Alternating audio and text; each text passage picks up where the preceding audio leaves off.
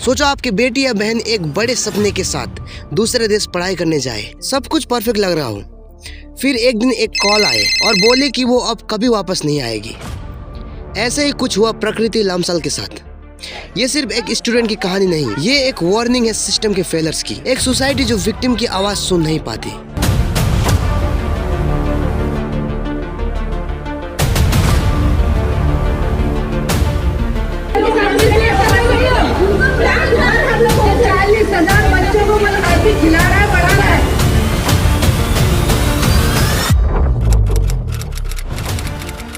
प्रकृति लम्सल 20 साल की एक नेपाली स्टूडेंट जो काठमांडू से आई थी इंडिया के उड़ीसा स्टेट में KIIT यूनिवर्सिटी में इंजीनियर पढ़ने के लिए। वो एक इंटेलिजेंट स्टूडेंट थी, IT इंडस्ट्री में अपने करियर बनाने के सपने देखती थी, अपने पेरेंट्स को प्राउड फील करवाना चाहती थी। और जो लोग उसे जानते थे कहते थे कि वो बहुत इंट्रोवर्ट थी, ज्यादा बातें नहीं करती थी, लेकिन पढ़ाई में एकदम सिंसियर थी। उसकी स्कूल लाइफ भी काफी प्रॉमिसिंग थी। टीचर्स उसके डिसिप्लिन और फोकस की तारीफ करते थे। क्लासमेट कहते थे कि वो एक एम्बिशियस लड़की थी जो सिर्फ अपनी स्टडीज और फ्यूचर पे ध्यान देती थी। उसके अंदर एक जज्बा था कुछ बड़ा करने का, और उसी सपने को पूरा करने के लिए उसने इंडिया आने का फैसला लिया।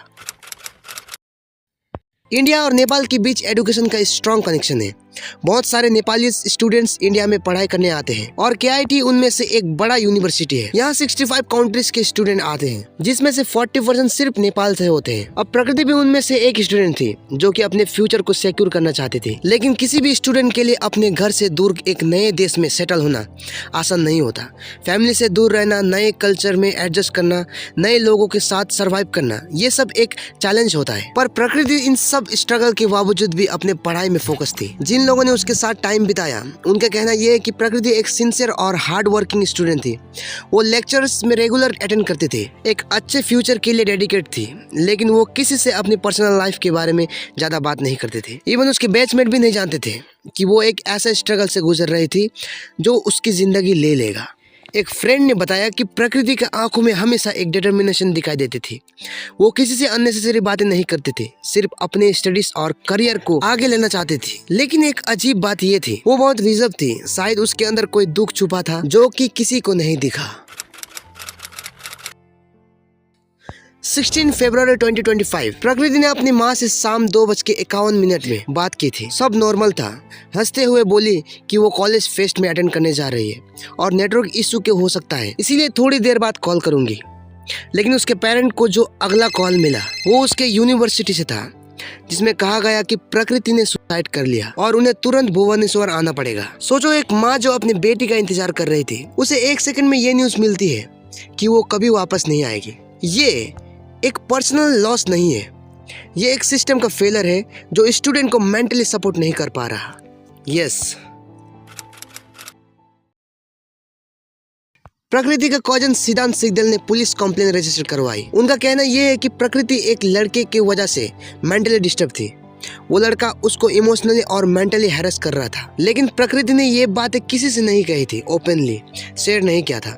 यह हैरेसमेंट एक छुपा हुआ दुख बन गया जो उसने अकेले सही थी, और फाइनली उसका बर्डन इतना बढ़ गया कि उसने अपनी जान ले ली। मेंटल हैरेसमेंट एक ऐसी चीज है जो दिखाई नहीं देती, लेकिन उसका असर अंदर से तोड़ देता है। जब एक इंसान बार बार इमोशनली मैनिपुलेट होता है, उसका कॉन्फिडेंस गिरता है, वो खुद को अकेला महसूस करने लगता है।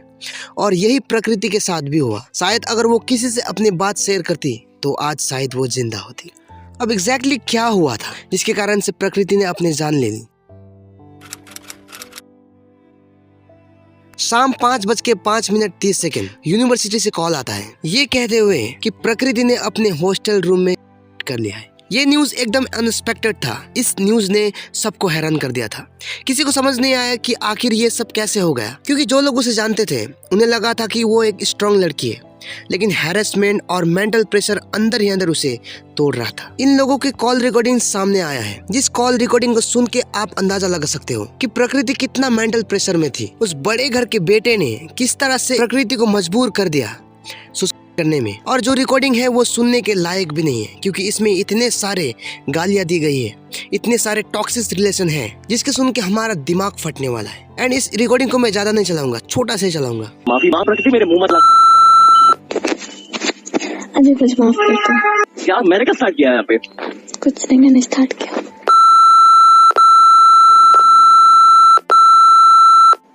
से अपनी गलती नहीं मानी जा रही तुम्हें मासूदाई। माफी मांग गया थी, मैंने कुछ नहीं किया। तीन चीज नहीं है, अलग है तो भाई मिर्च मसाला तेरे मुंह मतलब बार बार कह रहा हूँ। इस रिकॉर्डिंग से साफ साफ पता चलता है कि उस लड़के ने प्रकृति पर कितना सारा हैरेसमेंट लगाया। इस टॉक्सिक रिलेशन के कारण से प्रकृति ने अपना जान ले ली। कहते हैं लड़के के फादर पॉलिटिशियन है, तो यानी कि इतना समझ में आ गया है कि बैकग्राउंड में उनका पॉलिटिशियन है, तभी आज इतना अकड़, इतना हिम्मत उस पे था। और हमने पिछले कई दिनों से सुनते आए हैं कि एक बड़े घर के बेटे ने किसी को कार से उड़ा दिया। जिस BMW से एक औरत की मौत हुई और वो मारने वाला का बैकग्राउंड पॉलिटिशियन था एंड वो बच जाता है। कोलकाता रेप केस जिनको अभी तक जस्टिस नहीं मिला। इवन जितने भी केसेस हमने देखते आए हैं उसमें कहीं भी जस्टिस नहीं मिला है अभी तक। और ये रोड में प्रोटेस्ट करना, जस्टिस मांग करना, ये तो सदियों से चलता आ रहा है। लेकिन इसके बाद क्या? इसके बाद कुछ नहीं। अब सेम चीज यही हो रहा है, प्रोटेस्ट कर रहे हैं लोग, जस्टिस मांग रहे हैं। लेकिन क्या ये केस भी वैसे ही दब जाएगा जैसे पुराना केस दबा है? अब देखो यूनिवर्सिटी का लोगों का एक ऐसा नीच हरकत, ऐसा बोल, ऐसे स्टेटमेंट जो कि सुनने लायक नहीं है। जब स्टूडेंट्स प्रोटेस्ट कर रहे थे उस वक्त क्या रिस्पॉन्स था? प्रकृति की मौत के बाद स्टूडेंट्स ने यूनिवर्सिटी एडमिनिस्ट्रेशन पर इल्जाम लगाया कि उन्होंने पहले की गई कॉम्प्लेन को इग्नोर किया। प्रोटेस्टिंग स्टूडेंट्स का कहना यह है कि अथॉरिटीज ने 1 महीने पहले की गई शिकायत पर ध्यान नहीं दिया। इसके अलावा जब स्टूडेंट ने प्रोटेस्ट किया तो यूनिवर्सिटी ने उन्हें हॉस्टल से निकालने का ऑर्डर दिया, जिसमें 500 से भी ज्यादा नेपाली स्टूडेंट को कैंपस छोड़ने को कहा गया। यूनिवर्सिटी का ये रेस्पॉन्स स्टूडेंट के लिए और उनके पेरेंट्स के लिए बहुत डिस्ट्रेसिंग था, क्योंकि एक एजुकेशन इंस्टीट्यूशन का फर्ज है कि वो अपने स्टूडेंट की सेफ्टी और वेलबींग का ध्यान रखे। लेकिन यहाँ पे बिल्कुल उल्टा हुआ। उन्होंने अपनी जिम्मेदारी से मुंह मोड़ लिया और आगे देखो क्या होता है। प्रोटेस्ट के दौरान कुछ फैकल्टी मेंबर ने इनसेंसिटिव रिमार्क किए, यानी कि गालियां दी गंदी, जिसमें उन्होंने कहा कि नेपाली स्टूडेंट को फ्री में पाला जा रहा है और उनका जीडीपी हमारे देश से कम है। 40,000 बच्चों को अभी खिला रहा है, पढ़ा रहा है फ्री में बिठा के। कंट्री का उतना बजट होगा। शेम ऑन यू, क्योंकि ऐसे कमेंट ना सिर्फ इनअप्रोप्रिएट है बल्कि स्टूडेंट के सेंटीमेंट्स को भी हर्ट करते हैं। ऐसे स्टेटमेंट से स्टूडेंट की सेल्फ स्टीम पर बुरा असर पड़ता है और उनके लिए इन्वायरमेंट और हॉस्टाइल बन जाता है। एक बहुत बड़ा नेगेटिव थॉट इनके ऐसे स्टेटमेंट से लगता है कि इनको जान का कोई कीमत ही नहीं है। आखिर क्यों इस चीज को इतने हल्के में ले रहे हैं? किसी ने अपने बेटी खोया है, किसी ने बहन खोया है, जिसके लिए इन्हें आवाज उठाना चाहिए था, लेकिन नहीं, ये ऐसे फील कर रहे हैं जैसे कि सरफेस लेवल में कुछ हुआ हो। अब इनके इस स्टेटमेंट के बाद यूनिवर्सिटी ने कुछ स्टाफ मेंबर को सस्पेंड किया और सिक्योरिटी पर्सनल को रिमूव किया। लेकिन ये स्टेप तब उठाए गए जब प्रोटेस्ट और प्रेशर करने लगे। अब नेपाल भी इस चीज को प्रोटेस्ट करने लगा। स्टूडेंट यूनियन और पब्लिक डिमांड कर रही है कि इंडिया में नेपाली स्टूडेंट की सेफ्टी के लिए स्ट्रिक्ट रूल चाहिए। नेपाल पार्लियामेंट में भी ये मुद्दा उठाया गया कि इंटरनेशनल स्टूडेंट जिनको स्ट्रॉन्ग सपोर्ट सिस्टम बनाना चाहिए ताकि ऐसे केसेस फ्यूचर में अवॉइड हो सके, क्योंकि नेपाल और इंडिया के बीच डिप्लोमेटिक टक हो सकती है इस मैटर को लेकर। प्रकृति का केस सिर्फ एक स्टूडेंट का नहीं बल्कि पूरी कम्युनिटी का कंसर्न है जो इंडिया में हायर एजुकेशन लेने आती है। प्रकृति लम्सल के केस हमें ये सोचने पर मजबूर करती है कि रिलेशन में मेंटल हेल्थ कितनी जरूरी है। रिपोर्ट के मुताबिक प्रकृति अपने बॉयफ्रेंड के द्वारा लंबे समय तक हैरेसमेंट का शिकार थी, जो अब पुलिस कस्टडी में है। ये इंसिडेंट हमें ये भी सिखाता है कि अगर आप किसी रिलेशनशिप में हो और वहाँ इमोशनल या मेंटल हैरेसमेंट हो रहा है तो उससे नजरअंदाज ना करें। ऐसे सिचुएशन में अपने फ्रेंड, फैमिली या काउंसलर से बात करना बहुत जरूरी है, क्योंकि आप जितना इसको छुपाओगे उससे और बड़ा प्रॉब्लम क्रिएट हो सकता है। प्रकृति लम्सल के केस हमें ये भी याद दिलाता है कि रिलेशन में रेस्पेक्ट और अंडरस्टैंडिंग कितनी जरूरी है और हैरेसमेंट को कभी भी टॉलरेट नहीं करना चाहिए। और अगर आप या आपके दोस्त ऐसे सिचुएशन में गुजर रहे हैं तो प्लीज हेल्प मांगने से हिचकिचाएं नहीं, हेल्प देने में भी ना हिचकिचाएं।